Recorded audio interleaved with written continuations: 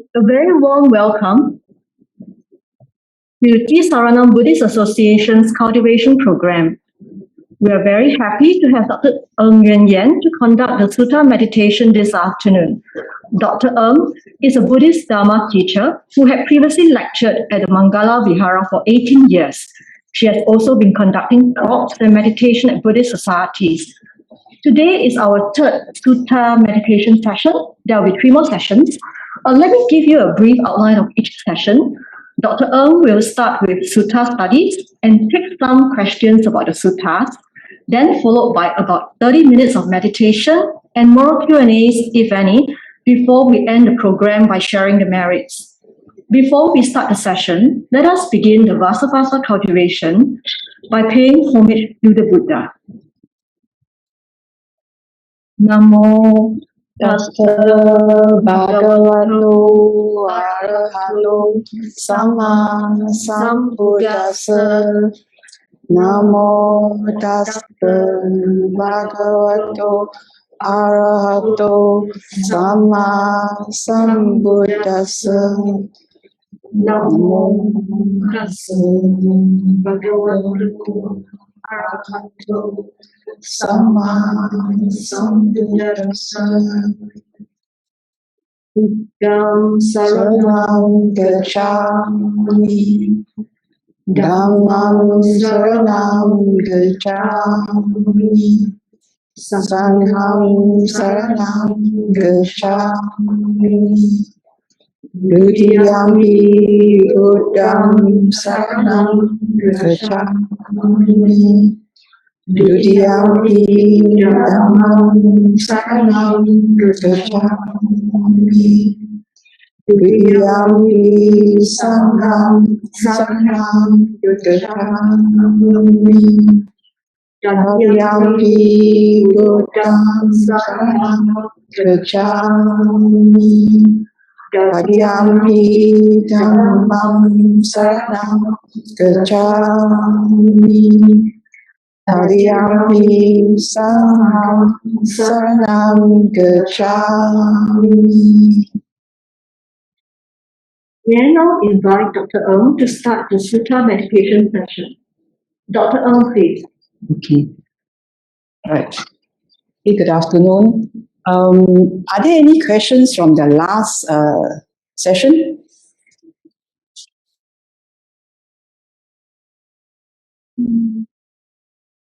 Is there none? Okay. I think there's no addition. So I will carry on with the session. This session meditation, we will go through this Rāga Sutta, Mettā Sutta, and Chandasamādhi Sutta. Okay, we start with the Rāga Sutta. The Rāga Sutta is called the Sutta, the last Sutta. So the Buddha said there are 3 things. There are 3 roots actually. The 3 roots are lust,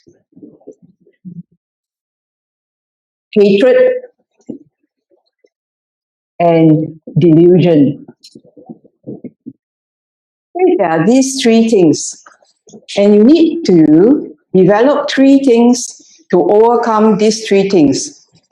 So what has to be developed?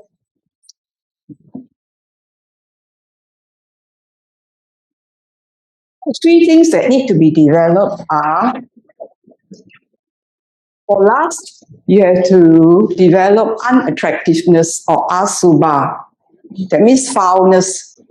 Foulness of the body or foulness.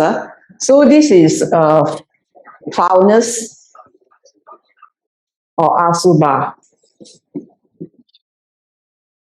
To overcome lust. Then to overcome hatred, you will develop loving kindness. Mettā. Then to overcome delusion, you develop wisdom.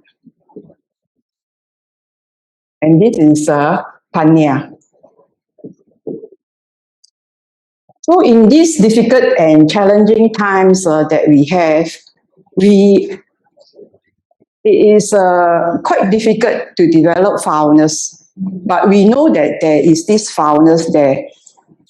So we will then leave this aside. What we want to develop is loving kindness. Loving kindness to overcome hatred. Although in the world there are these three roots of lust, hatred, and delusion, and we see all this manifested in the world, we have to do our part, because this is the part that we can do, and that is loving kindness, to overcome hatred and ill will, because there is a lot of ill will in the world. So this hatred actually ranges from mild irritation, this Vyapada, actually range from irritation, agitation, to actually gross hatred, where people will kill, others, etc. So we want to overcome this hatred with loving kindness, because nowadays we are all cooped up in our own homes with other people. So being cooped up, we may feel a lot of stress. So it's very important to develop loving kindness. So wisdom is something to develop along the path. So today the emphasis is actually to develop loving kindness. That's why then the next sutta, Mettā Sutta, then we talk about the Mettā Sutta.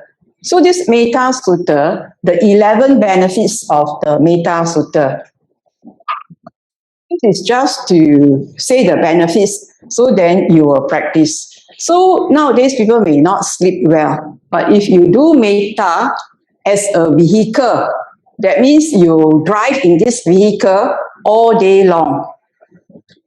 So you drive in that vehicle of Mettā, that you pursue yourself, pursue it, the Mettā, you practice it. So then it is something that to be developed. It is to be developed. Mettā is to be developed. If you develop the Mettā, then you get the benefits. If you do not develop the Mettā, you may not get the benefits. So what are the 11 benefits? So the 11 benefits is that you sleep well, sleep happily. There are many people who cannot sleep happily. So you cannot sleep happily, you will wake up not happy. So you sleep happily, you will wake happily. Then you would not have bad dreams, no bad dreams. Then humans will like you, will like you, and that non-humans will also like you. They call it amanusanam, amanusanam. So they translated it is spirits, but I would rather say that any other living being other than the human realm will like you. Then the deities like you, they will protect you. Protects. Deities protect. And then fire, poison, weapons will not harm you. Right. And you would able to concentrate quickly. That means your mind can concentrate quickly. And so your complexion will be serene. So when you are serene, then when you die unconfused.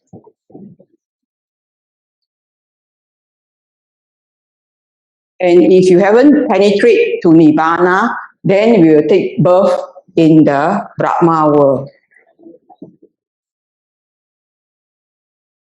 So these are the benefits of Mettā. So then you say how to practice Mettā. So we all have a common sutta, that is Karaniya Mettā Sutta. So this sutta is chanted in the Buddhist communities, right? And the Buddha told the monks, the forest monks, that, because they were disturbed, they went to see the Buddha. They were disturbed by the devas in the trees. And so the Buddha tell them that they have to practice Mettā.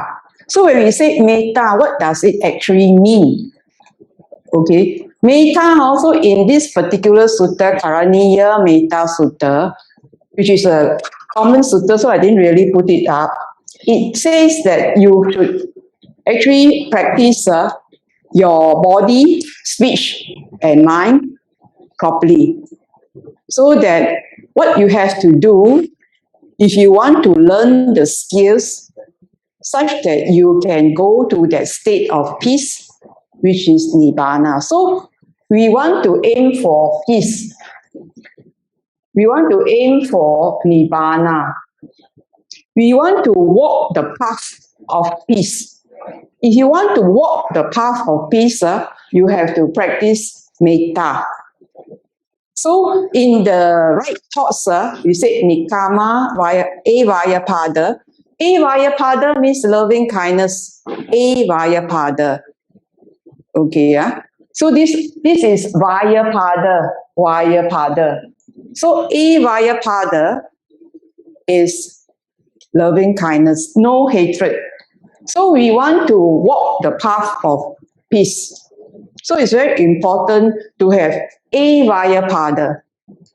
So loving kindness is a part of the Noble Eightfold Path. So you want peace, you have to give peace. You have to be at peace. So how to be at peace? You must practice well. He says you must be able, sako, okay, ujo, sudujo. So that means you must be upright, perfectly upright. So this is sila. So that is the bodily conduct. Okay, bodily conduct. Then you have to, your speech must be suvacho, means right speech. You say good speech. Good speech is right speech. So it is the fourth precept. And then after that, he said he must practice in the mind too. And in the mind, is that you have to be humble, mudu, humble, not proud, anatimani. Okay, so must be humble and not proud. So this is body, speech, and mind. Then he says that you have to be contented, not greedy.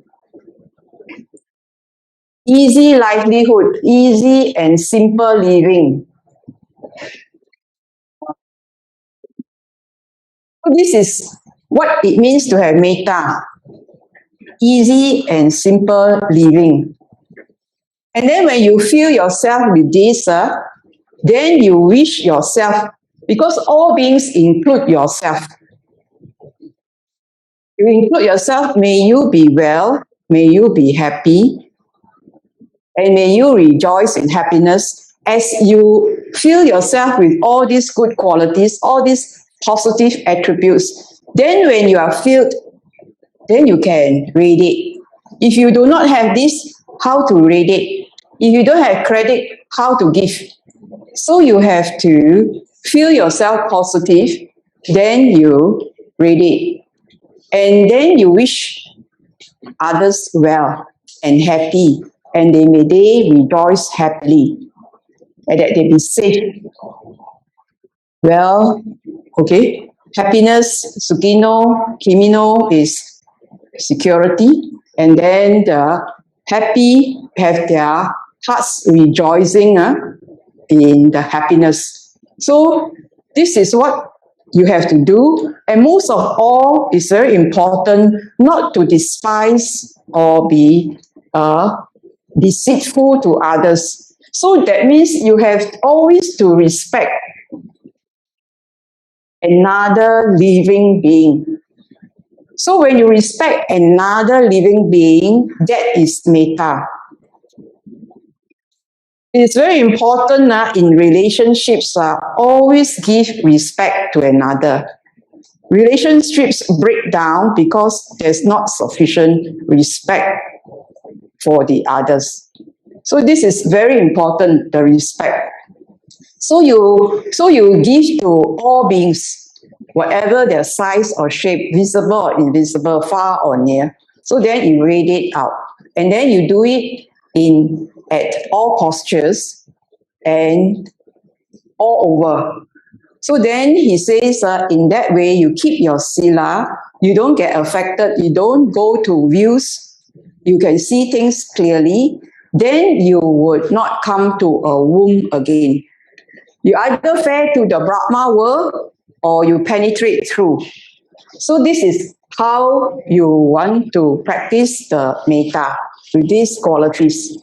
Only when you practice like that, then you can benefit the 11 benefits. Okay, so this is what we want to emphasize Mettā. Now we want to talk about Chandasamādhi. So previous session, we talked about Satipatthana. Okay, Satipatthana. So Satipatthana, the 4 foundations of the body, the feeling, the mind, and mind objects. This is the first part of the 37 factors of enlightenment. The second part is the 4 right efforts and the 4 spiritual bases. Today, we will cover these 2, the 4 right efforts and the 4 spiritual bases. So this is the path that the Buddha talked about in the 37 factors of enlightenment. So we go to this Chandasamādhi.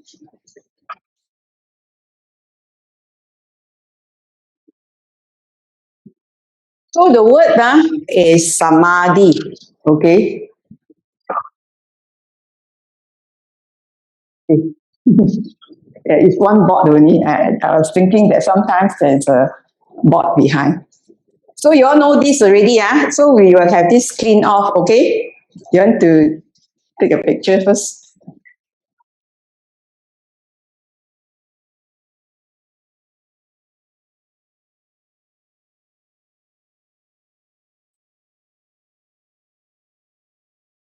Okay. So remember this, that what is Mettā and the 11 benefits, and that there are too much hatred and ill will in the world. So it's very important to practice Avyapada or Mettā.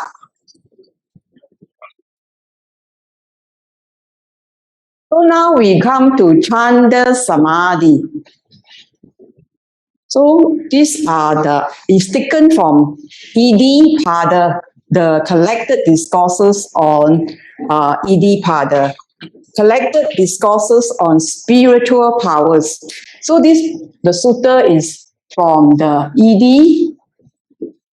Iddhipada Samyutta.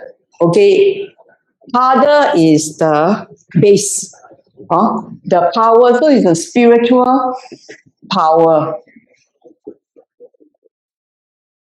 So this spiritual power, we want to show you how is it a power. So the Buddha said this is a power. So in this particular sutta, the Buddha says you have this concentration. You want to develop this concentration from chanda, from 3 things, from 4 things. Is chanda. Second is viriya. Third is citta.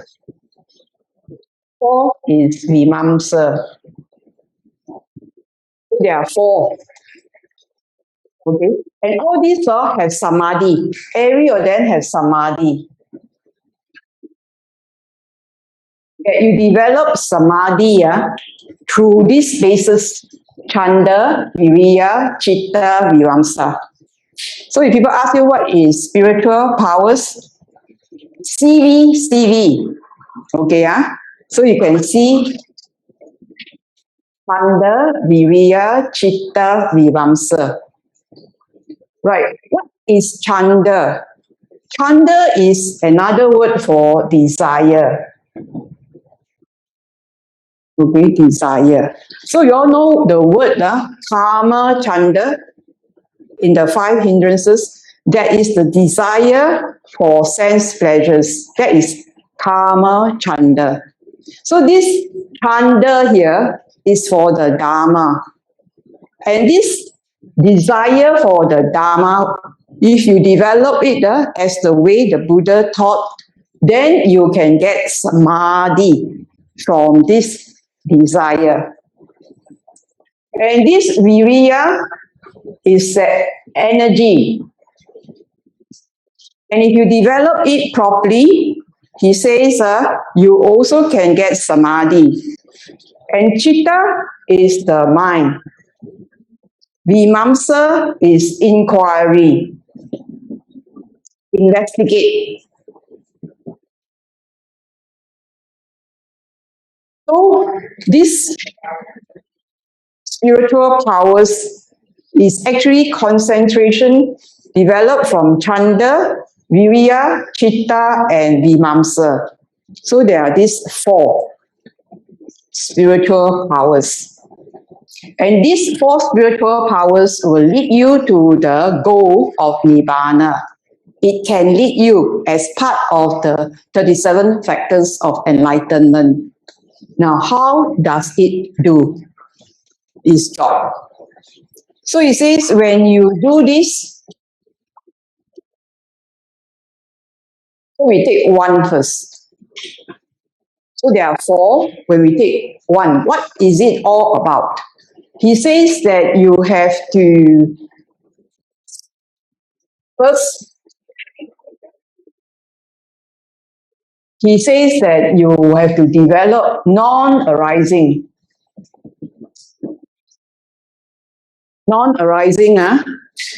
of unarisen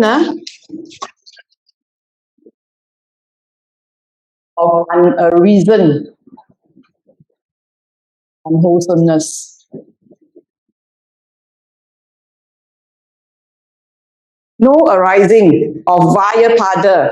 So today's topic is about non-ill will. So we want to have non-arising of unwholesome ill will, right? We don't allow ill will to arise.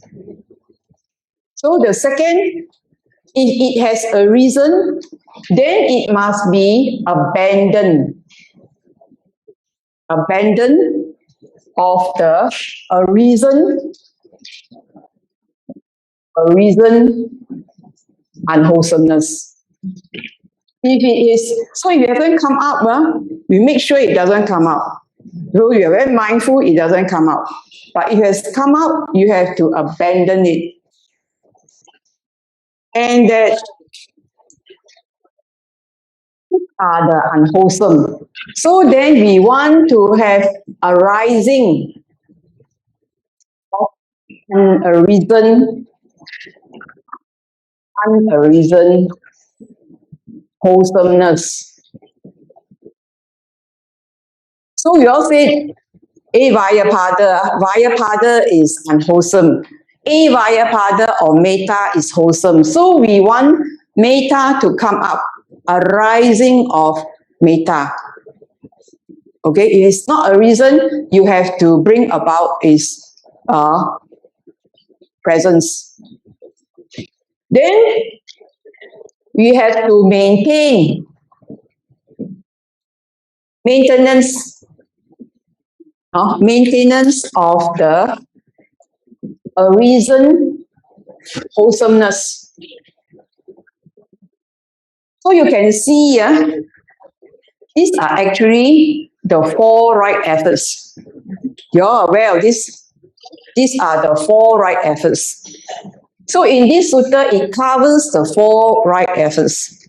These are the 4 right efforts that you have to practice. So this Chandasamādhi is to, each individual is to have non-arising of unwholesome, abandon the unwholesome, arising of the wholesome, and maintain the wholesome. And each one of that is to practice this. You must have the desire to do this. You must have the energy to do this. You must have the mind to do this. And you must make sure you inquiry whether you have done this, whether it is unwholesome, whether you have abandoned it, whether it is wholesome, whether you have maintained it. So you make inquiry, you investigate that you do not have unwholesomeness, that you have only wholesomeness only. And this maintenance require 4 factors. And these 4 factors is 1. The first factor is non-decay. Everything decay, right? But you want it non-decay. You want to practice for is non-decay. You want to practice for is increase. You want it to expand. And you want it to fulfill. When you develop this is 4. When you develop this 4, then it's called maintain. If you do not develop this 4, then it's not completely maintained. So you can see there's another 2, 3, 4. For the last one, it means non-decay, increase, expand, and fulfill. This wholesomeness. Okay? So now we have 4, 4, 4. Then we have what are you to do for each one? He says that for each one, you have to do this.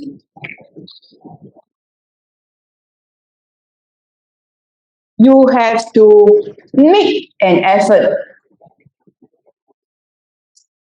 Make an effort that Avyapada do not arise. You must make an effort to do that. And that you have to arouse energy. You have to arouse energy, and that you have to apply your mind. And then you have to strive.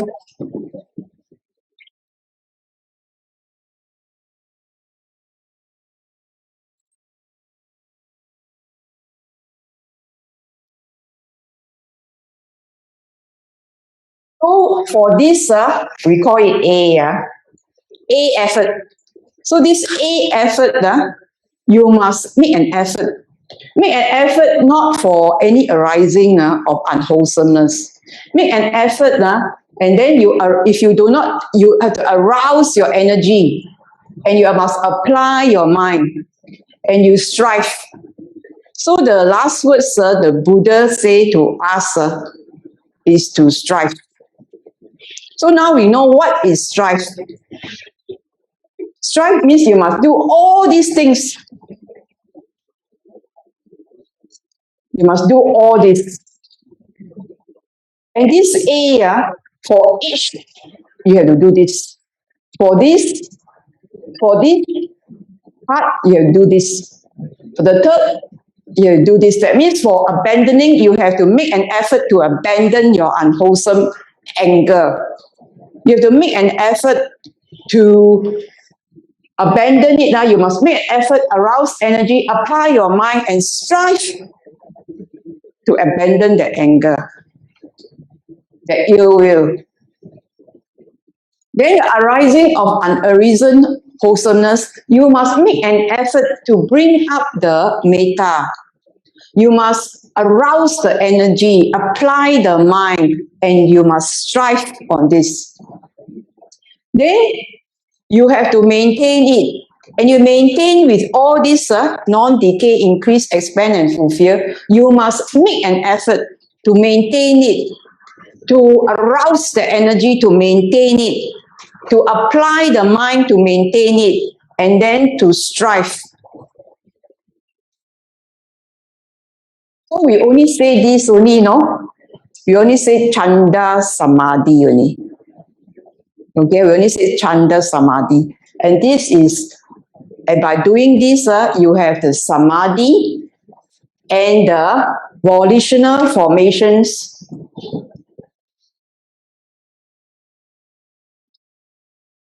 of striving.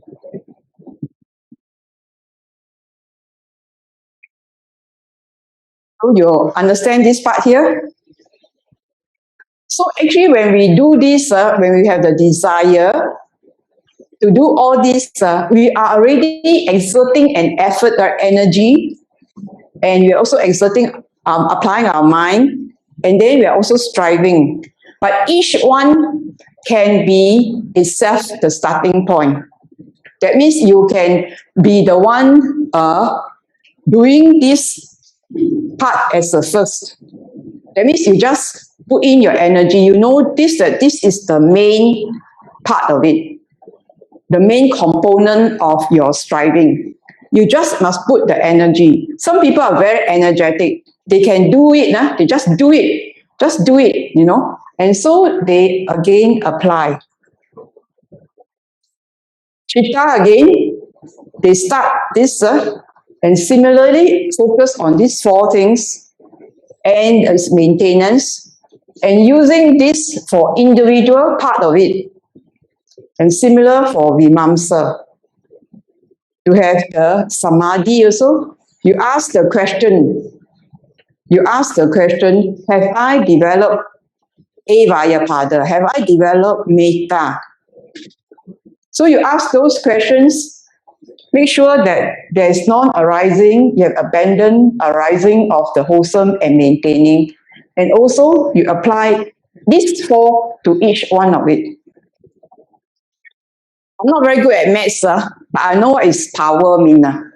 So when we say power, mathematically is 10, okay? 1 is nothing, right? 1 times 1 times 1 is 1 also. So I take the smallest unit as 10.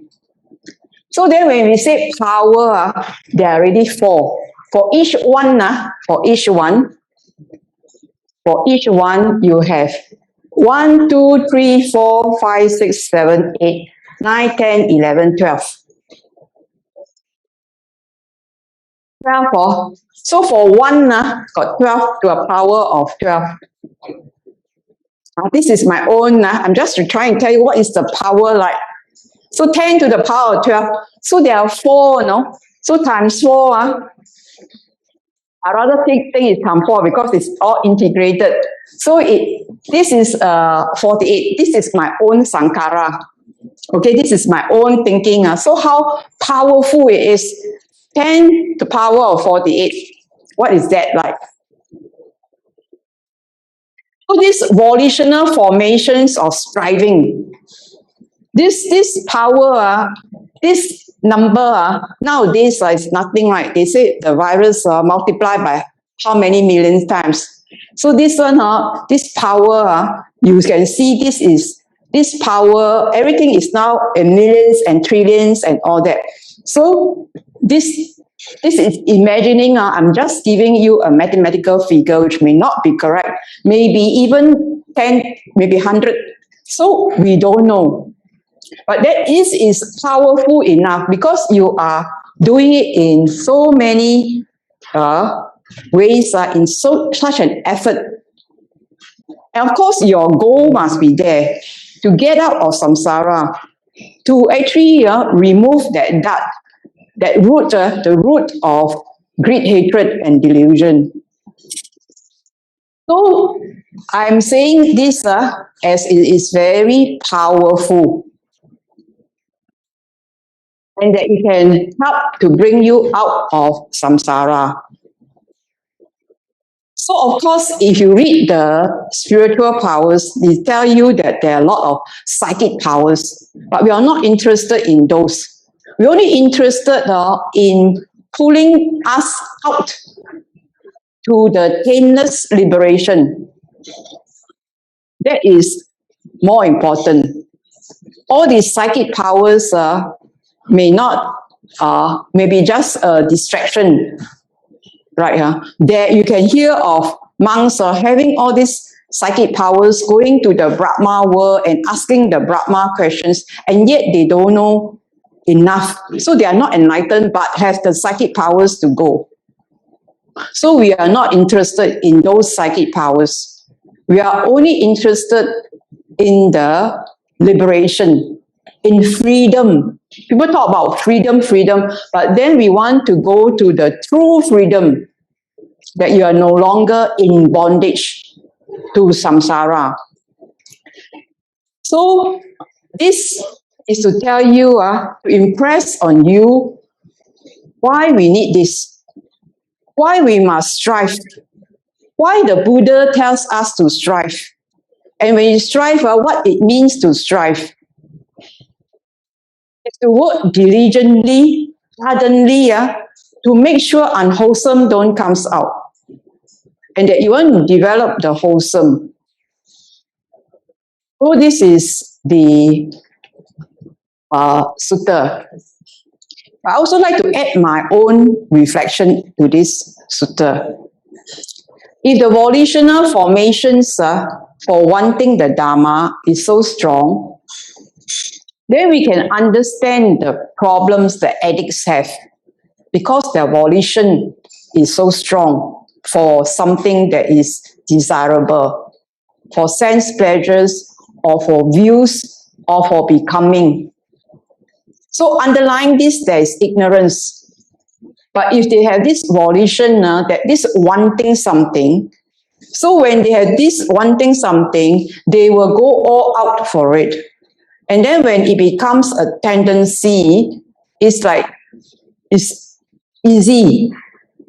So these volitional formations, at the end, we have to let go of volitional formations. But before you have reached, after only you reach the end, or you let go of volitions, because volitions is too exertive, but that is only the end part, where volitions, where you no longer crave for anything, not even the Dharma, then these volitions are given up.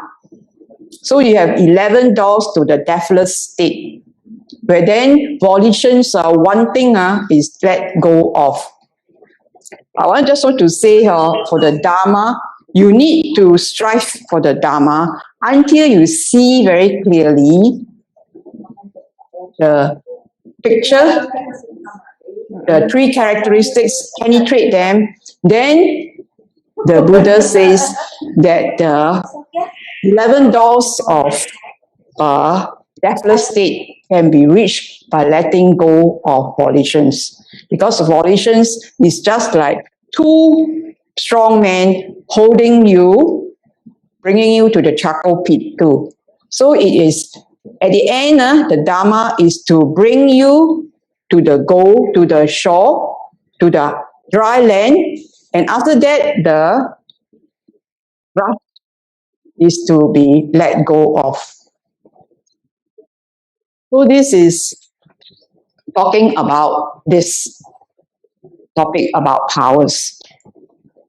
So then the other part of it is that you read more to this Samyutta, it tells you how to practice. He says that the desire has to be balanced. The desire to be balanced, it must not be too tense or too relaxed. And that it should not be constricted inwardly, like you feel hindered, nor distracted outwardly to sense objects. So it has to be balanced. So all these have to be the middle path. it should not be too tense or too relaxed. And that it should not be constricted inwardly or distracted. Then it says before and after, above and below, day and night is the same. It is developed smoothly. So we all do the preliminaries. So when you read further, you understand there's more depth to it. But this is just the flavor only.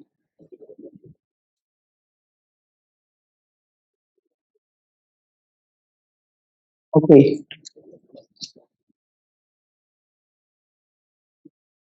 Any questions?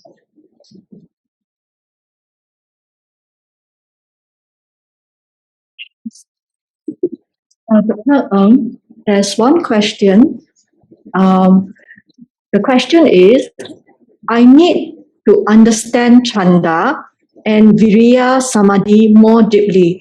Please elaborate. Thanks. Please elaborate. Okay, afterwards, when we practice, then at the end of the session, if it's still not clear, I will say it again. Now, Chanda is just this, how you do it, it's just that you have a will. So all these, maybe in these words are a bit convoluted, but then there's just, all this is called will. Do you have the will? This is just a bit, all these words here is just will, willpower, will. All this is about will.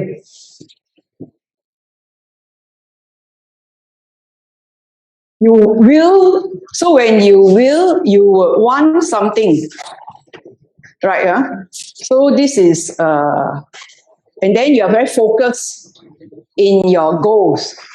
So even in the mundane world, you can see people want to get something, they are very focused and complete their task. So when you want to walk on the path, you must have the will to walk the path. You should not be distracted, and you are very clear that this is the path, the end of suffering. So your desire is focused, and you're very clear that this is suffering you don't want. Suffering unwholesome, no, out of the way. Abandon it. This is wholesome, develop it. So when you do this, it is focused. So it's concentration. You have your goal in mind. And so you move towards your goal. So this is quite simple. If you have a task to do, you just concentrate on doing the task. Singaporeans are very good at this, So, you're very task-orientated. So you want to do a task. So you want a desire to do the task. You want to complete the task. So to complete the task is to complete our journey and then end of it. So he says to do that, because we have been from beginningless samsara, we must have put in a lot of effort to pull yourself out of this desire and in samsara. So you also understand what the Buddha says, that as long as there's a sprinkling of delight, sprinkling only, you will return to samsara. Because that sprinkling of delight will drive, the volition will drive. So you see, volition can have so much power. It will drive you to drive the consciousness to another existence. If you have just a sprinkling of delight, even in the Dharma. First of all, you need the raft to cross over. But you can understand what he means, because there is so much volition in this. But yet it is this that helps you to gain your focus, your concentration to the end, to your goal. And you require this before you let it go. It's just like a tool. You know, you use a tool, a spoon, a fork is a tool, but you don't want to keep holding it, right, after you finish your task. It is a tool. So all this volition is a tool, consciousness is a tool, your 5 aggregates is a tool. They are tools for your existence in the world so that you can escape samsara. Any more questions?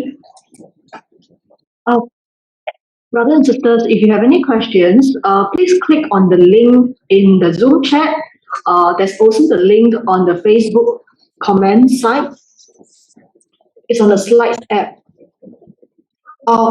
Sister Annie has a question. Yes. Can you? Oh, sorry, Dr. Ng, I think must hold the speaker. I must hold. Okay. Oh, sorry. okay. It's okay. It's okay. Yeah. Dr. Ng, actually, I can see that Chanda and Virya are very will-based, but I don't really understand Chitta, how Chitta fits in. This is like, well, there's a lot. You want to do it, you really must put in the volitional formation. It has to be, your volition has to be very strong. But this volition is directed towards this spiritual power that you want to have in order to gain liberation. So you can see Chanda, Virya, very volitional based, but Chitta I don't really understand. Because Chitta, always understand it as pure, and people say that we're supposed to get the pure Chitta. So I don't understand the meaning of Chitta in this context. Maybe later on during the meditation. Okay, I think this one have to explain. Yes. Now the mind, so the mind is foremost. The mind, the right view is the foremost. The right view is of the mind. Correct? So it is the right view which will drive. So you talk about the 12 DO, ignorance, paccaya, volition, sankhara. Sankhara, paccaya, the consciousness. So you see that means knowledge, right view, right understanding, wisdom will lead you, the mind will lead the direction of the volitions. The volitions will drive the consciousness. So it must be the knowledge, and the knowledge has to be conjoined with the mind. Let's say it is actually the mind. You see, first you must have desire, because we understand volition only. We want it, so volition. So volition is pushed forward. But actually it's our mind. It's our mind who wants this. Our mind, you have to apply this mind. Even desire requires your mind. But the thing that come up, you must want it first. So the wanting appears first. But actually at the behind is the CEO. The operationally one is the desire. The desire must drive the vehicle. So the mind, you must apply the mind. Otherwise, you do not know what direction that you want to go to your goal, your destination. So the mind is very important. In fact, this tool is give the CEO. These two others are COO. Don't you think so? The Chitta. Then this Vimamsa is the questioning, It's the questioning, what is this, Am I walking in the right direction? Am I driving in the right direction? Hey, there's flood there, better don't go. Otherwise, engine spoil. Hey, look, they got flash floods already. So this is the mind, right? If you don't, you just want the destination, then you just drive, then get stuck. So Chitta is most important because we are more task-orientated. So we do. We do also can get the goal. We do also can get something, but it is not complete. So it's actually the mind. When we meditate, it's the mind. The mind objects, we are using this practice to see the mind, and of course the five aggregates. Mimamsa is very important because we have to question, to set it. Is this suffering? All this unwholesome and wholesome is to help us to overcome the suffering. This is suffering. We need to get out of this suffering. So this lobha, dosa, moha. So we know this brings suffering. Then how to end this suffering? So he tells us the antidote to this suffering. He tells us suffering and the antidote, and tells us you have to walk the path, So when you walk the path, we have to be using our minds, our cognition. Is this right or wrong? We have to question. So this is very mind. And you must start off in the right direction. Cannot people ask you do, then you do. So the volition is either driven by others or is driven by yourself. So we have the good friend, the Buddha, who guide us. Can we one minute about this? To check with you whether it's correct. Is it correct to say that the first two are like really the driving force, but the 3 and 4 are really the discernment part, the part that when you go wrong, your mind must direct you again, and then you have to keep checking whether you're going rightly or wrongly by using vimamsa. So I think there is a difference between the first, second, and then the third and the fourth. The third and the fourth seem to be more like really like have the bigger picture or trying to get the bigger picture. Whereas the first and two is the initial view and the kind of energy that you rouse. Yes. Something like that. Yes. So that's why you require 4. They have their different roles. Right? They are different. If you don't have energy, then you can't move, you'll be all the time, it's like constricted inwardly, he says. Okay.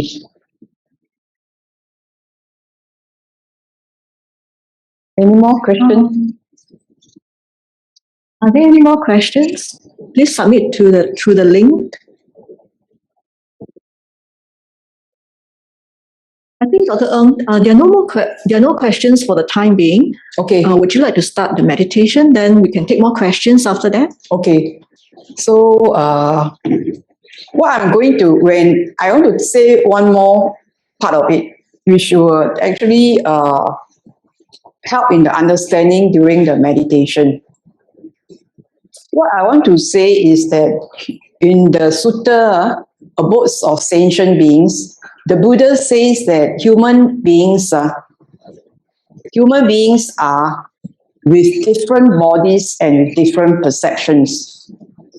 Okay, there are 9 abodes of beings, and human beings belong to that section where it is different bodies and different perceptions. We all have different bodies, right?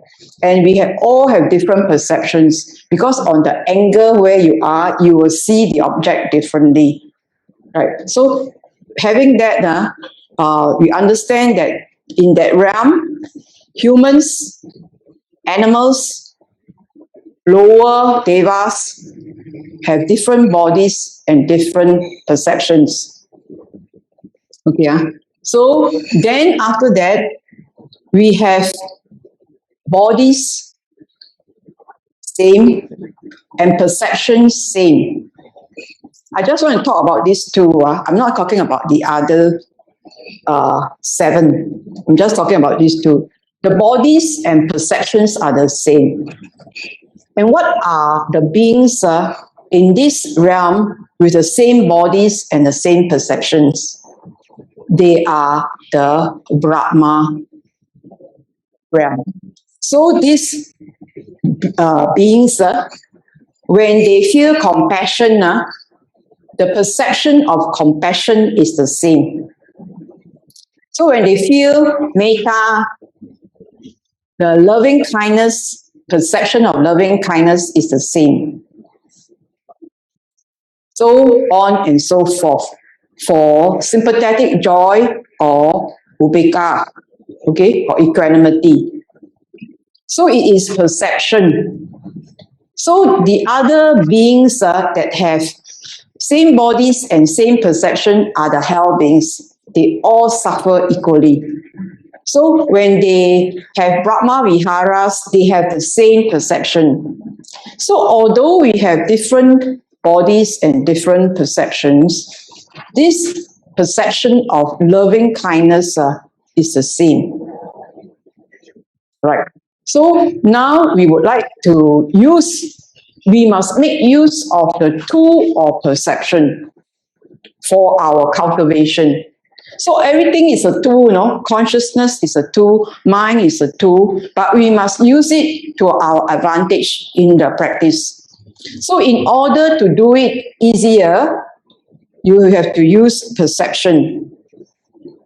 So perception means you have to pull from your memory. That's why it's a perception.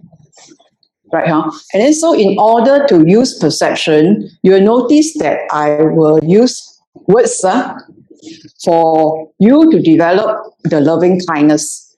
Because I'm not sure whether Mettā is the same perceived.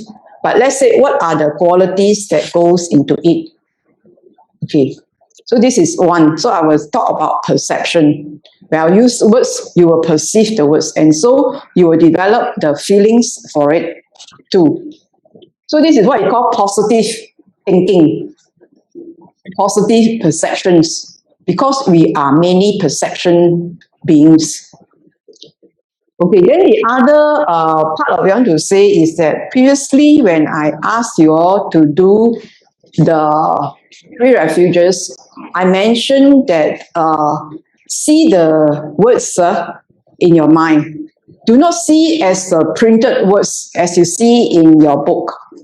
See how the mind writes the words. When you say Buddham Saranam Gacchami, see how the mind writes the words. See how it goes. You don't need to see as a printed word and see as like, Buddham Saranam, but see what is the language, when you say this, how does it appear in the mind? Where does it appear in the mind? How does it arise and how it disappear? Okay? So, Dr. Ng, there's one more question, but please advise whether you would like to take it now or we can answer the question later. The question is, the inquiry, Vimamsa, is always related to the 3 universal truths, impermanence, dukkha, and non-self. Is it correct? the 3 universal truths of, which one you say? Say again. Impermanence, dukkha, and non-self, related to inquiry, Vimamsa. I think when we use the word inquiry, it's a general term. It's a general term. You can include impermanence, the 3 characteristics. But if you read the inquiry in Majjhima Nikaya, they put down there inquiry, right? So the inquiry is about wholesome and unwholesome. It's about the qualities of the Buddha. Can you see anything unwholesome in the Buddha? So that is Majjhima Nikaya 47, inquiry. So the main inquiry can be quite general, but you can see that it seems in that particular sutta, it tells about asking questions about wholesome and unwholesome. But I would rather it be used as just an inquiry, like you are just curious, so you should ask question. So it's just Vimamsa, is just you must ask question, you must do your Dhamma Vichaya, that means you must investigate. It's very important to investigate and to ask question so that you can then investigate and find out for yourself. Because this path is to be walked by yourself. Tachata Vedi Tabu Renew He Ti. So I would rather not be constricted to the use of the words just for the three characteristics of existence, but throw it as a bigger inquiry, as in Dharma Vijaya, to investigate the Dharma. Saying this, also note that this focus mainly on wholesome, unwholesome, and also look at the Vimamsa Sutta in Majjhima Nikaya, also about wholesome and unwholesome. But I would rather you cast it out and always investigate on any Dharma questions, any Dharma doubts you have to question, you have to clear up. You must not have any doubts in your pursuit of the path, so that you can see clearly for yourself.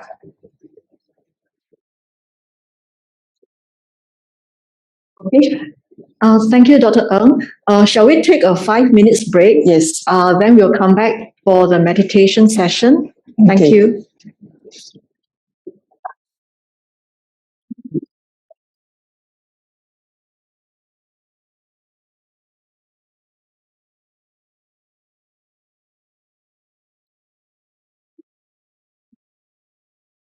I think better get up and walk a bit.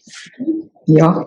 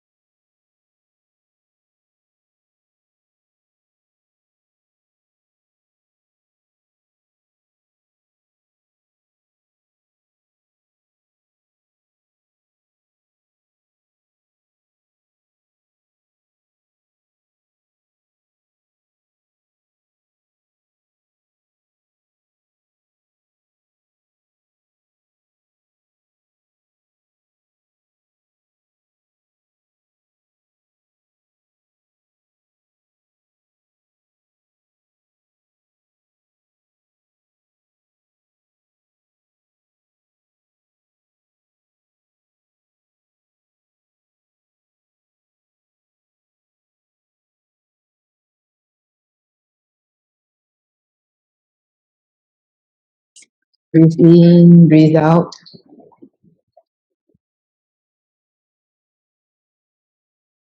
And when we say put mindfulness in front of you,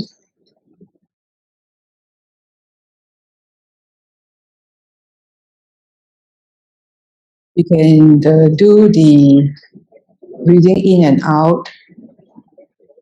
Notice the breathing from the parimukha, that means around the mouth, the nostril, the corners of your lips. So you breathe in and out, noticing nostril, the right corner of your lip, the left corner of your lip. Just breathe in and breathe out.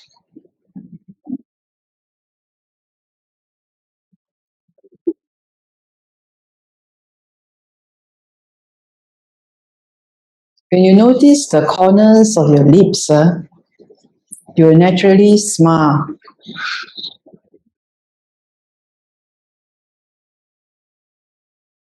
It's sort of uplifting.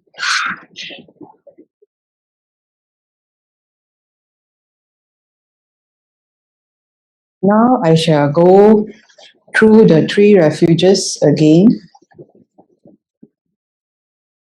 The 3 refuges, as you say the words, notice the words. That's what I have mentioned previously. So, Buddham, Saranam, Gacchami,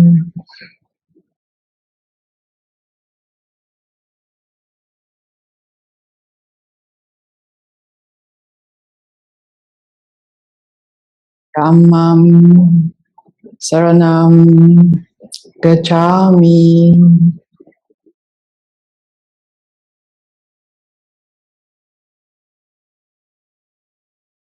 Sangham, Saranam, Gacchami.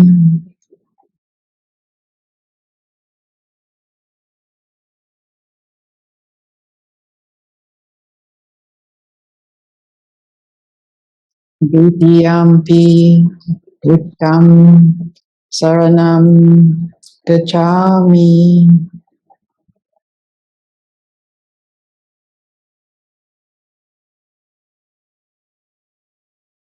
Dutiyampi, Dhammam, Saranam, Gacchami.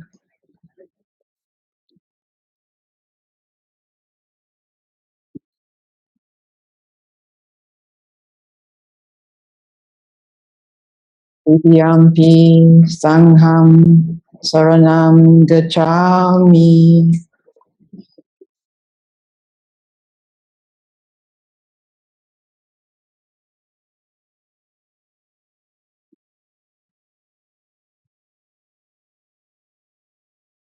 Adiyampi, Buddham, Saranam, Gacchami.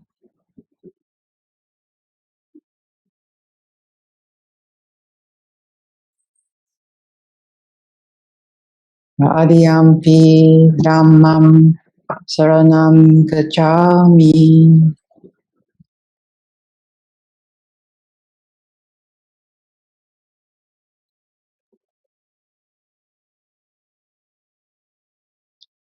Adiyampi, Sangham, Saranam, Gacchami.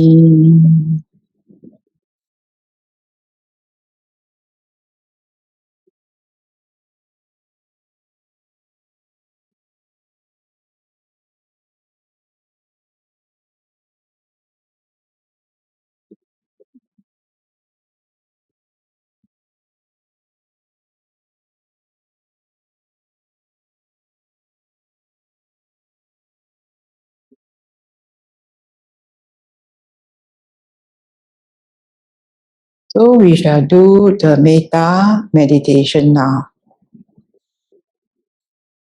In the sense that according to the Chanda samadhi. That means we do not want to have any arising of avyapada, and if there's any avyapada to abandon it, then we have the arising of mettā, and when to maintain that mettā.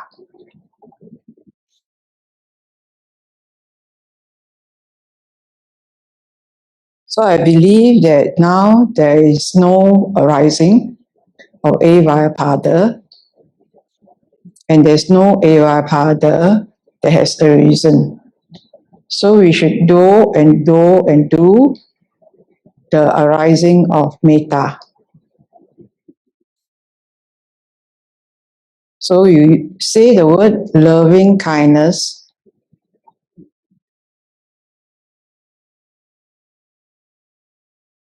in your mind,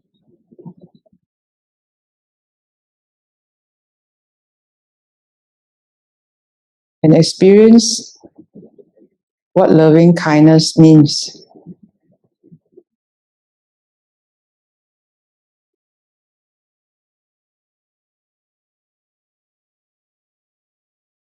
The perception of loving kindness.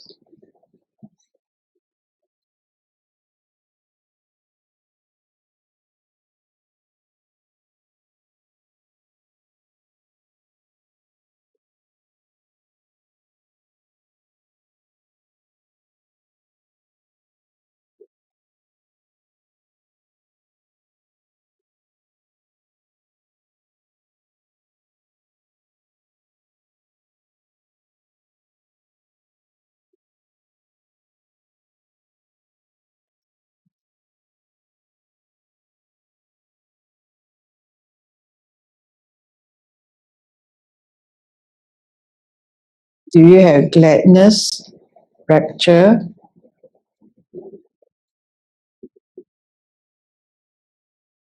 uplifted mind,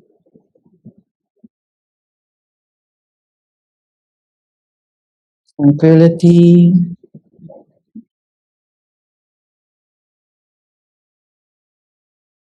internal joy, and concentrated mind?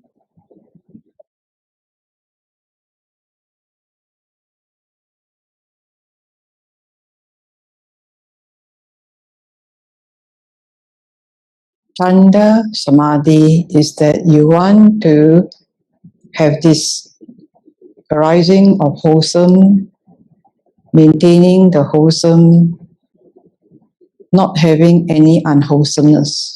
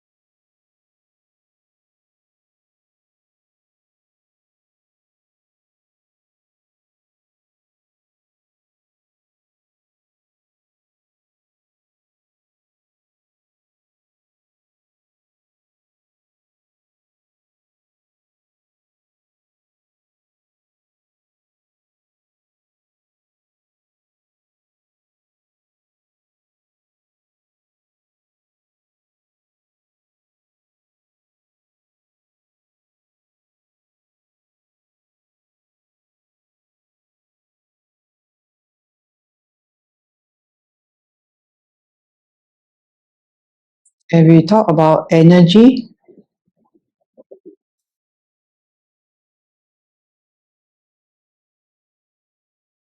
And you can say loving kindness again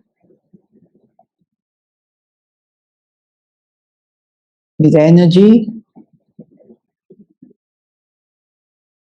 You can think of the word with energy.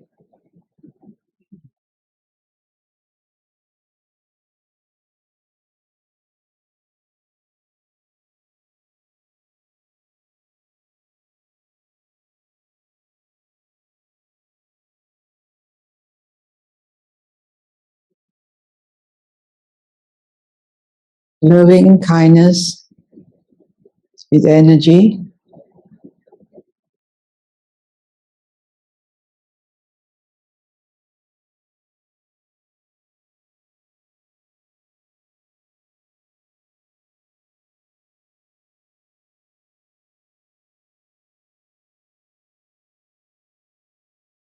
You notice the gladness, the rapture, and all the other factors appear to be stronger.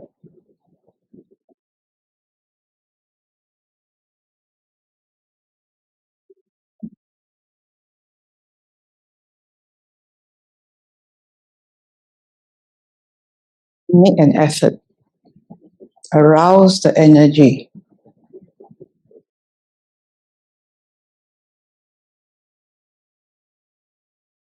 Apply the mind.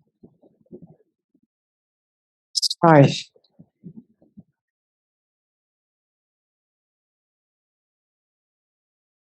Loving kindness. Let it grow,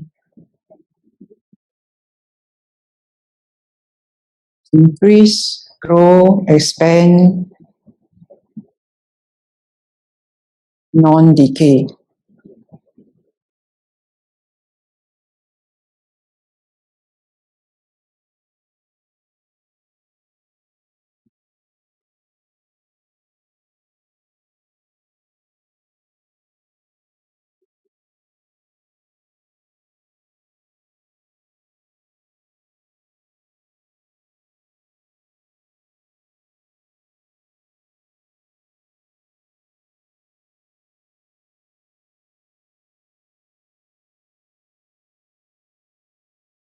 So if you need energy, you just tell your mind with energy. The mind will be able to perceive it requires energy, and energy will be aroused.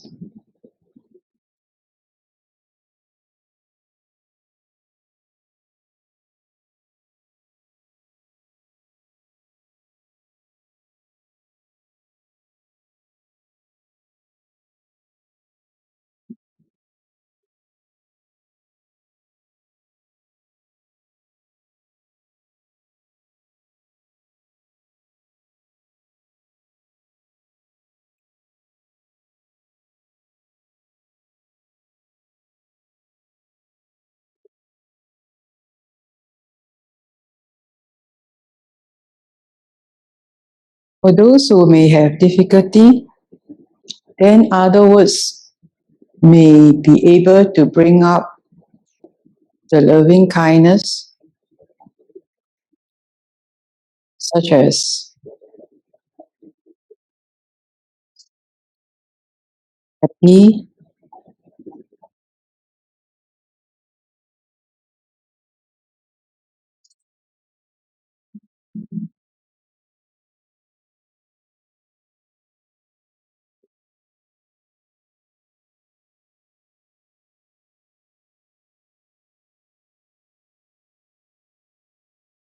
we now want to apply our mind or our questioning. So what type of perception and how the body responds to words like happy,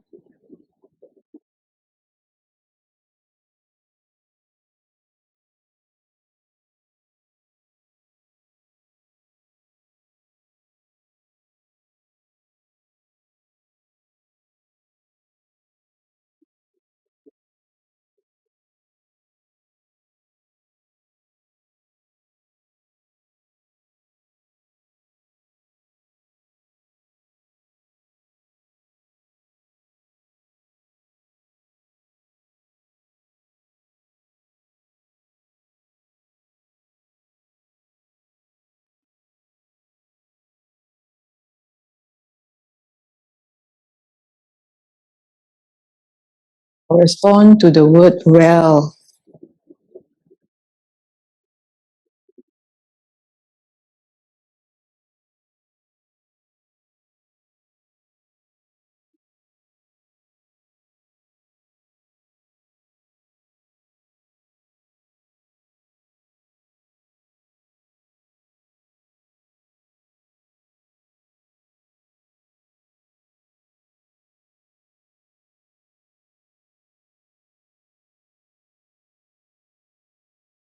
Or the word respect.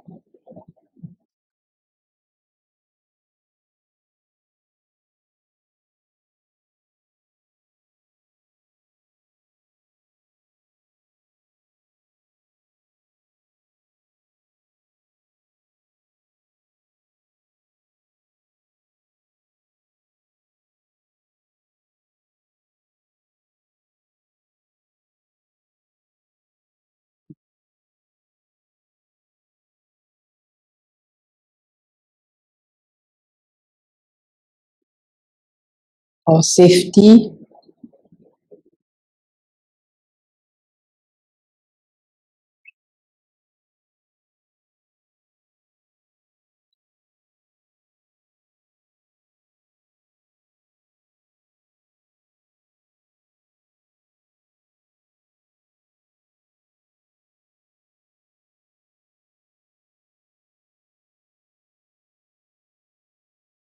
So when we put our mind to it, to grow more positive,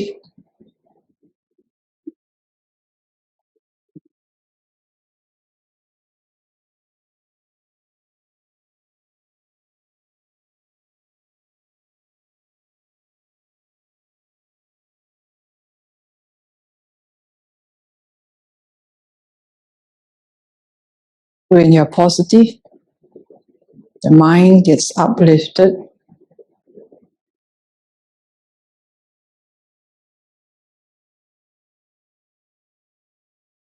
The body is tranquil.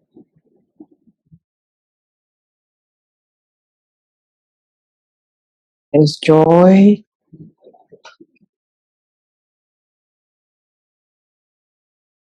And a happy mind gets concentrated easily.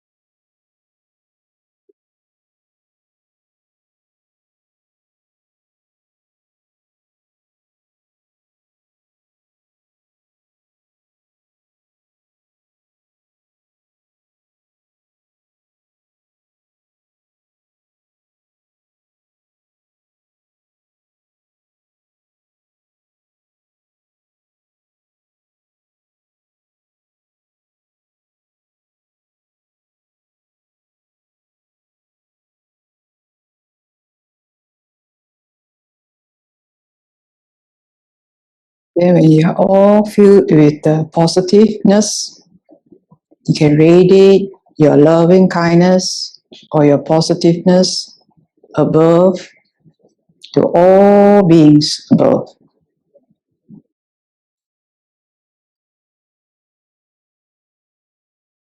Visible, invisible, whatever sizes, far and near, those born and yet to be born.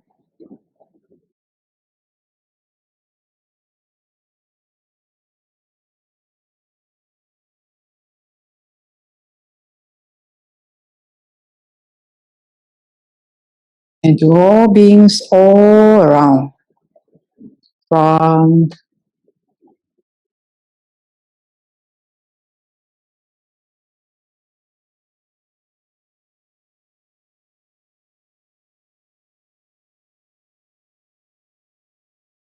as far as you can radiate.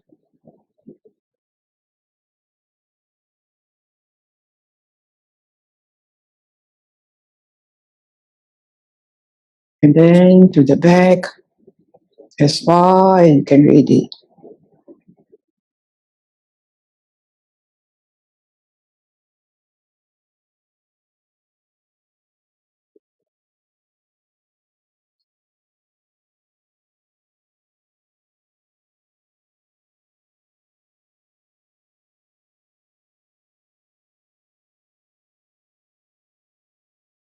All beings below,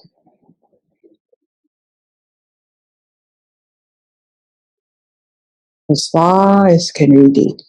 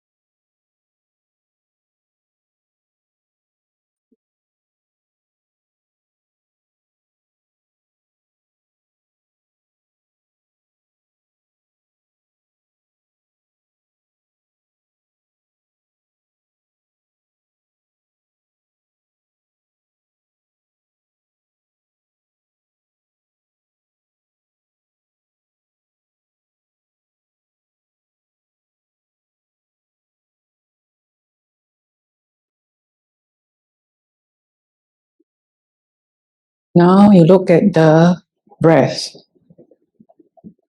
Breathe in, breathe out.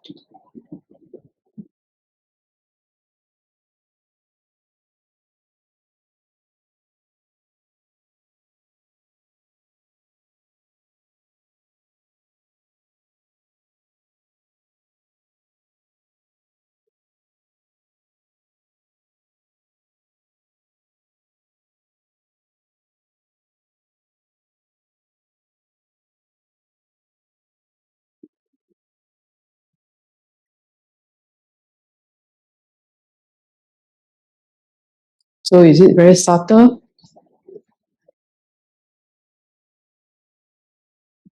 It's different from the beginning of the session.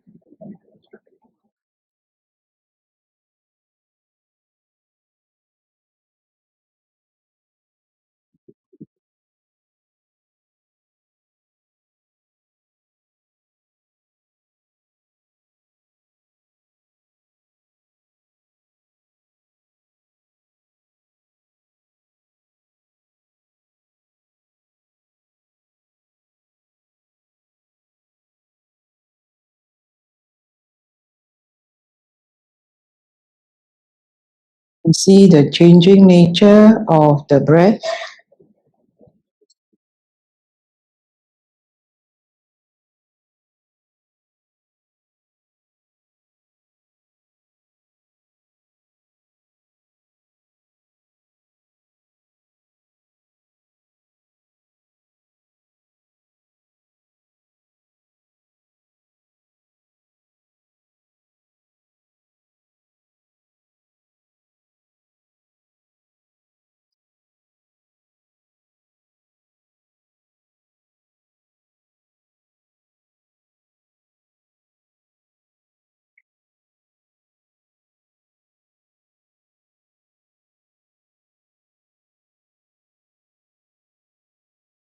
You look at feelings.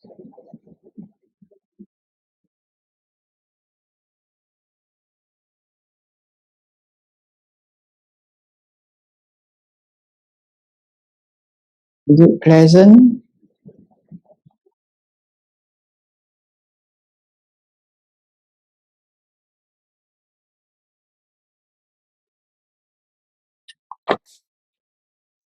You see mental formations. You see sensations experienced in the body.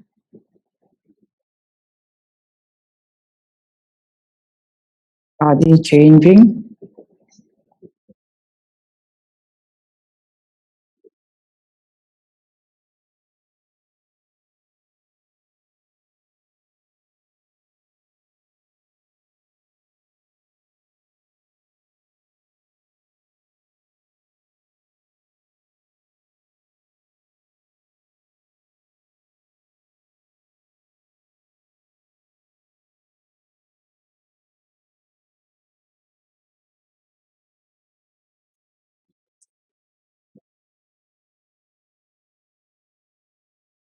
What is the mind like?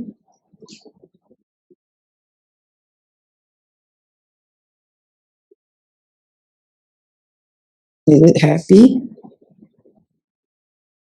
Is it bright? Has it changed from the beginning of the session?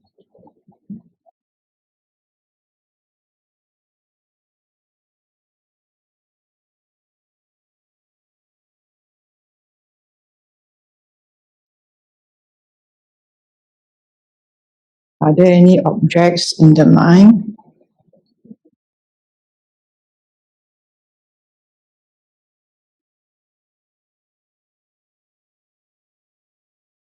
Are they changing?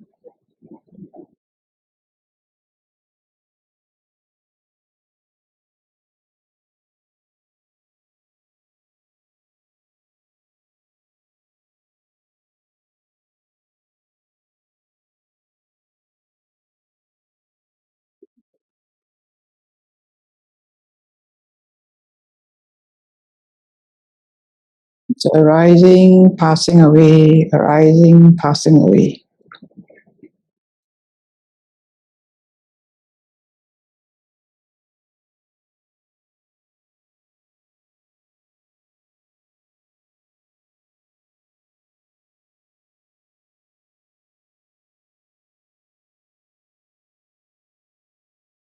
Can you hold on to any of them?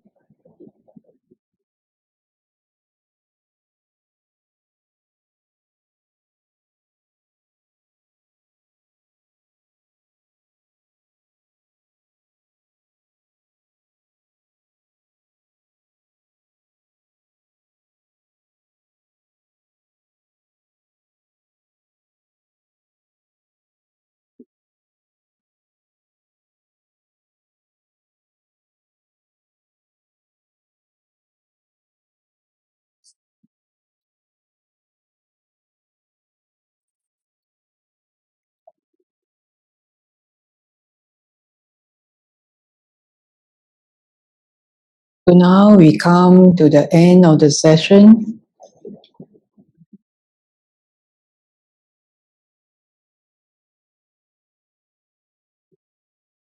Your time to ground yourself.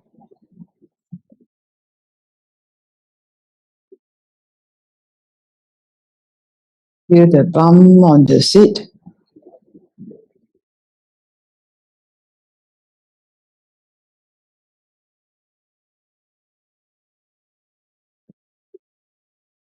Feel your entire body.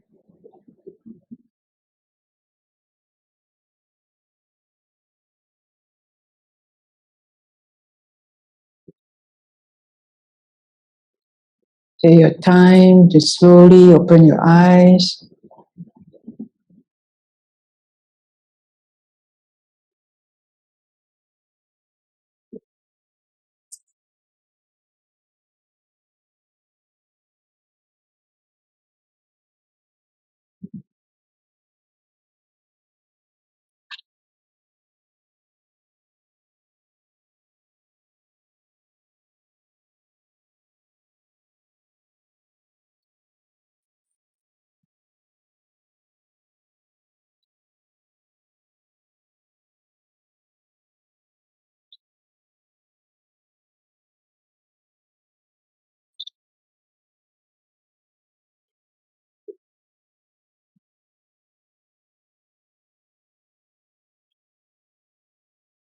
Any questions? You can ask.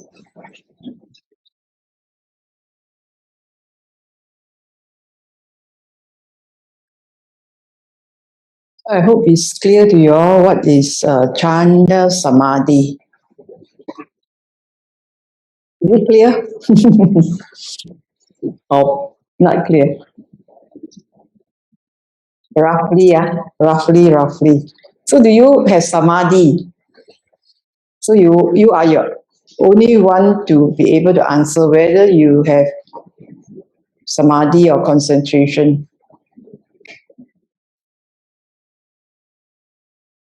And that you can appreciate chanda, viriya, chitta, and vimamsa.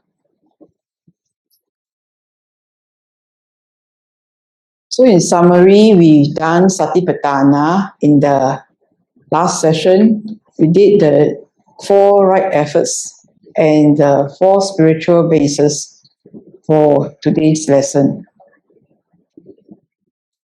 So you will know that I most likely will do the 5 faculties and the 5 powers for the next lesson. Right. So we are doing lessons according to the 37 factors of enlightenment.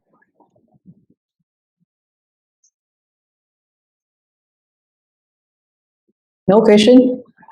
Then we will.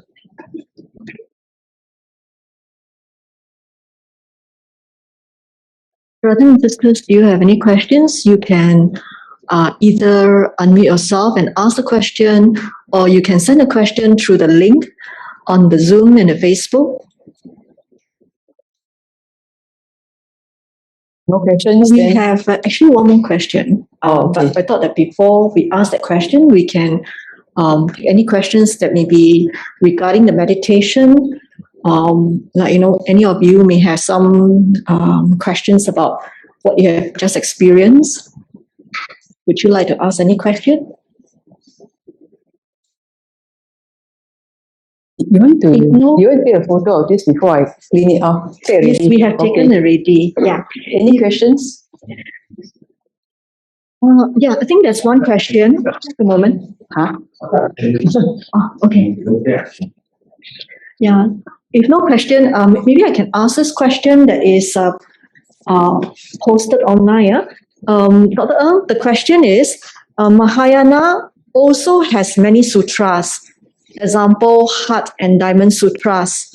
Are they equivalent and the same as ours, Theravada? Okay. So I think actually I would prefer questions pertaining to what has been sort of talked on rather than something out of the sessions. But just to say the Heart Sutra is to say the 5 aggregates are empty and the 6 sense bases are empty. And so is a Diamond Sutra. So the essence of both sutras is to say that your 5 aggregates, your 6 sense bases are empty, which is exactly what the Buddha says for your body. So we ask you, the breath, is it impermanent? If there's impermanent, then it's empty of self. We also ask you the feelings. Do you see your feelings come and go, like winds and like waves? So if you see them come and go, feelings are also empty of a self. Then if you see your mind and how it changes according to what you put in, or your perceptions and thoughts, and how it changes. So it's depending on context. So it arises and ceases. So the mind is also impermanent and not self. So mind objects are similar. Mind objects arise and cease. So it's empty of self. At every point of contact, the three comes together.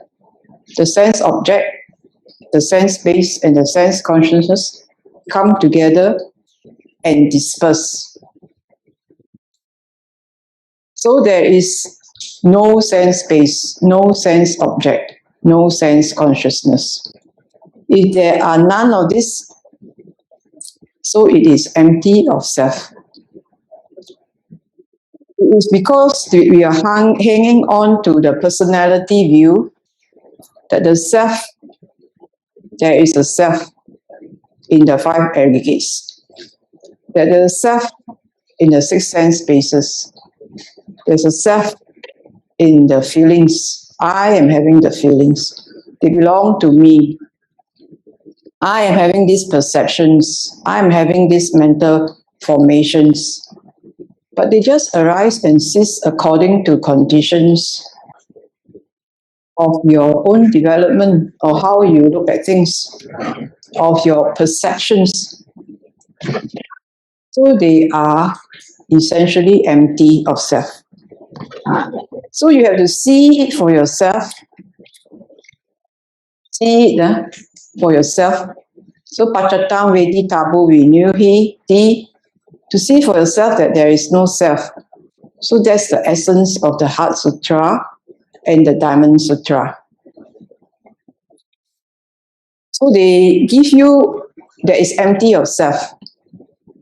It's empty. But the Buddha tells you and guide you along to show you how it is empty, that it is impermanent. That first you must see impermanent and penetrate this fully before you can see empty of self. Because the last highest factors are conceit. which is a very subtle form of self. And if there's a self, then there will be restlessness. So there's conceit, restlessness, and ignorance in the higher factors. So he tells you to see again and again the four foundations and put in the effort, the right efforts to see the four spiritual bases that you have to strive to see. You may see it so superficially. So when you see superficially, then there will be need to penetrate further. So the samadhi is a requirement. So the right concentration, samadhi, is right concentration or the eighth factor in the Noble Eightfold Path. So this is essential to get to the right knowledge and right liberation. So, okay, this is your answer to your question on the Heart Sutra and the Diamond Sutra. Dr. Ng, there are more questions. The next question is, what is the key difference between compassion and loving kindness? Loving kindness is being very friendly. I bear you no harm. I bear you no ill will. I am friendly. I respect you. This is Mettā. I don't despise you. I have no ulterior motive. I won't deceive you. I have only goodwill. Compassion is different. Compassion is that you know somebody is suffering and you reach out to the person. So this is compassion. So you know people are suffering physically or mentally. You give compassion with your presence or with your gifts to alleviate their suffering. So the Buddha knows you are suffering, so he was very compassionate. And he helps us. He helps us to come out of the suffering via the teachings. So there's a difference. The compassion, there's an active mode. You see, he's actively doing something. When he's compassionate, he gives the teachings. So I think it's different. So if your child is sick, I think maybe somebody is sick, you feel compassion. You may have empathy and then you have compassion because you know how the person is suffering.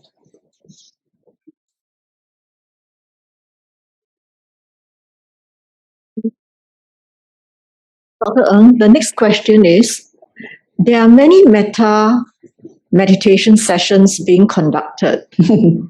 Are there any compassion meditation sessions? Oh, yes. From both types, I hope to experience the difference between Mettā and compassion. Thanks. So just now I mentioned to you our perception, right? So it's all about perceptions. You all just need to use the word karuna. In karuna, you must know what it is. So it's just because you have to feel compassionate towards another, then that perception of it will bring out certain feelings. You must try it out for yourself. So you must be mamsa.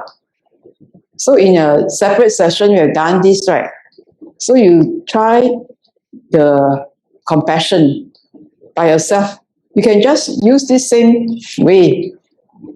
When you have enough concentration, when your cup is filled, then you radiate. If your cup is not filled, there is how to radiate. So you must feel compassion, perception of compassion, and then it will arise the samadhi with it. So you can think of words that bring on compassion, or you can just know how compassion, the perception of compassion, what type of 5 aggregates of feelings that arises. They're all bodies of perceptions only. And you can do with mudita or with equanimity. It's the same.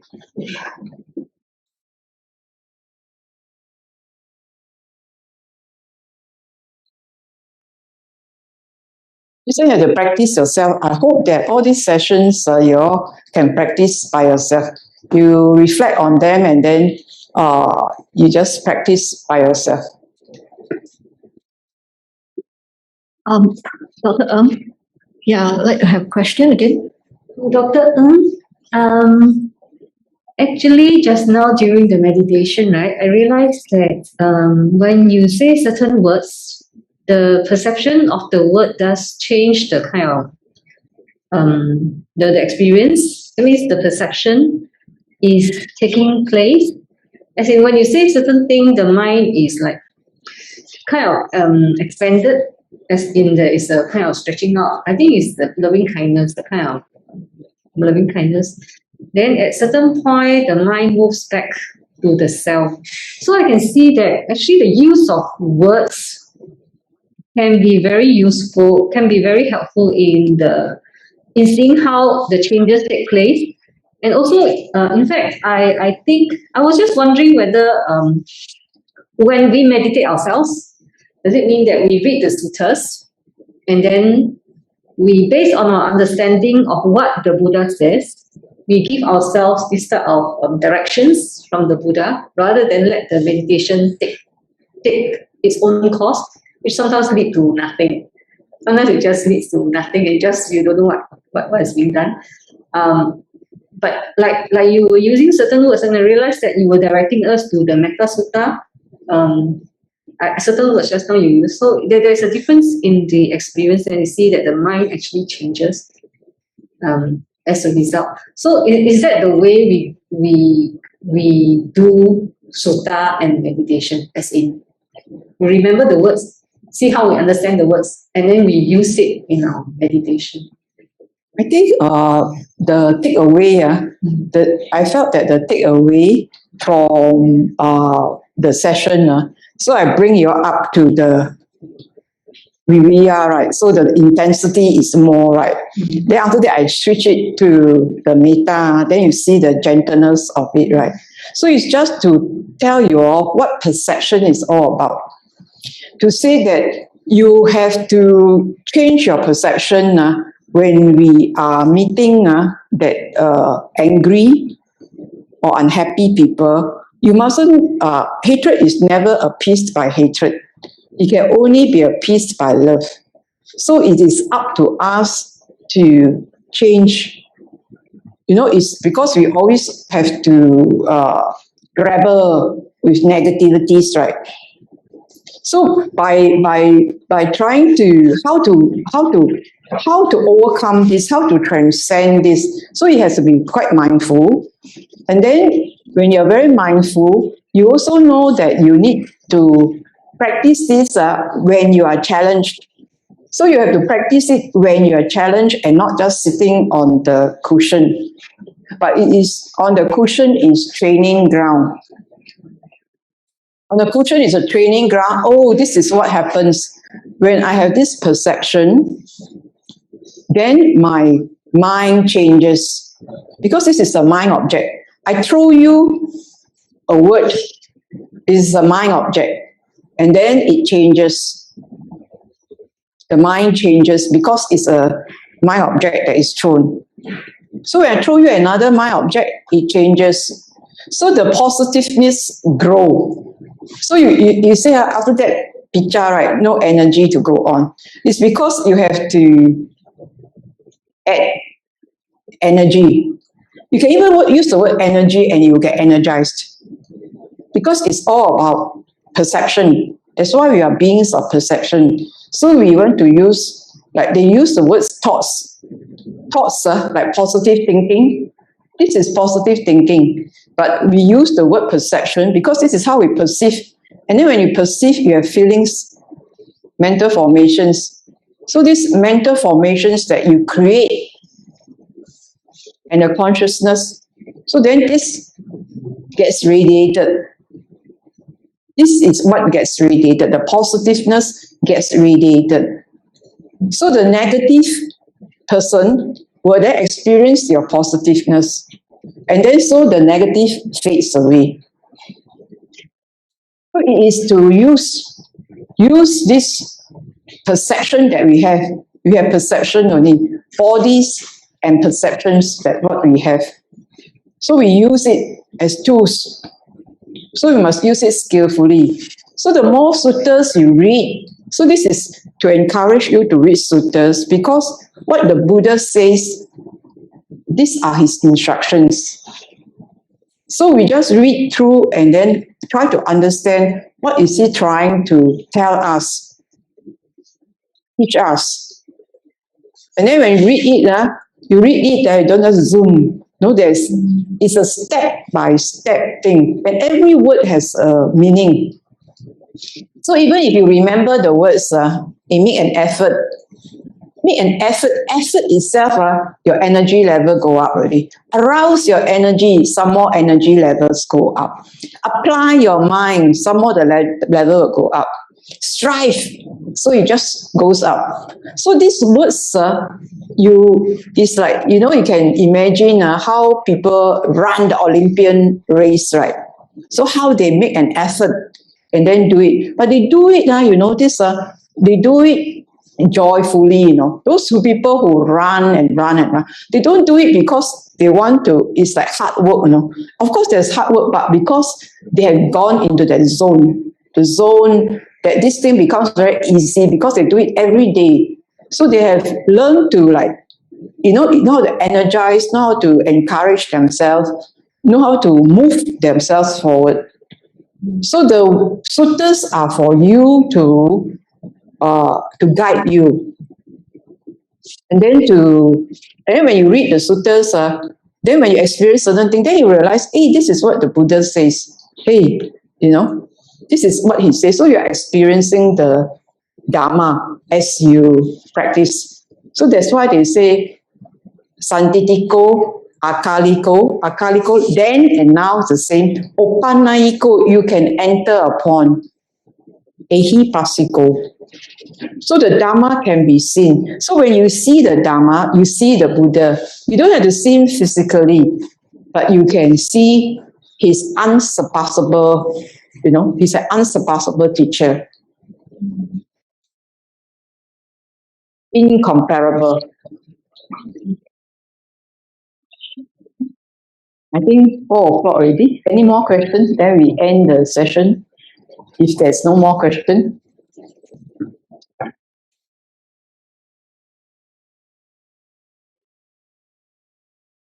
There is, Dr. Ng, I think there's no more question. Okay. Before we end the session, we shall share the merits of our cultivation program.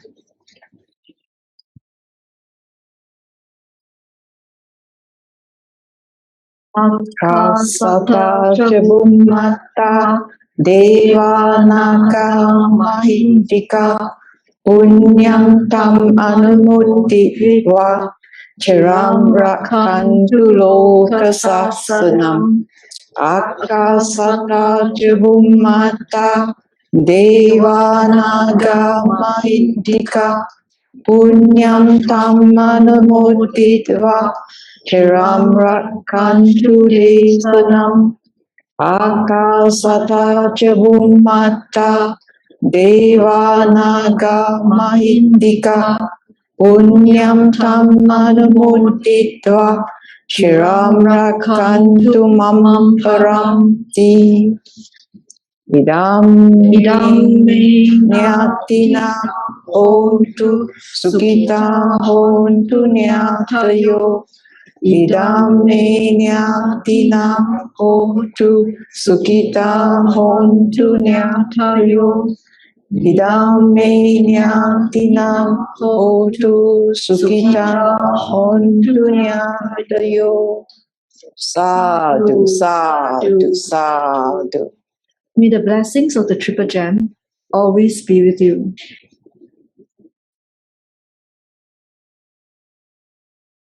Thank you, brothers and sisters, for joining us today. If you wish to revisit today's session by Dr. you can view the video on our Facebook page at Ti-Sarana SG. Please look out for the topic of the next session by Dr. on our Facebook page next week.